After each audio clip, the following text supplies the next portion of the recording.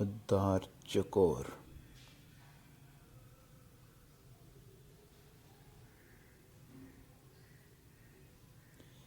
سلطان محمود غزنوی کے پاس ایک شخص ایک چکور لایا جس کا ایک پاؤں نہیں تھا۔ جب سلطان نے اس سے چکور کی قیمت پوچھی تو اس شخص نے اس کی قیمت بہت مہنگی بتائی۔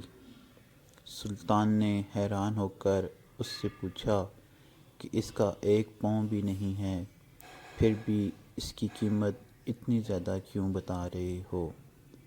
تو وہ شخص بولا کہ جب میں چکوروں کا شکار کرنے جاتا ہوں تو یہ چکور بھی شکار پر ساتھ لے جاتا ہوں، وہاں جال کے ساتھ اسے باندھ لیتا ہوں تو یہ بہت عجیب سی آوازیں نکالتا ہے اور دوسری چکوروں کو بلاتا ہے۔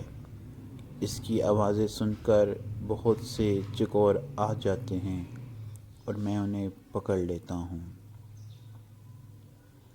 سلطان محمود غزنوی نے اس چکور کی قیمت اس شخص کو دے کر چکور کو ذبح کر دیا۔ اس شخص نے پوچھا کہ اتنی قیمت دینے کے باوجود اس کو کیوں ذبح کیا؟ سلطان نے اس پر تاریخی الفاظ کہے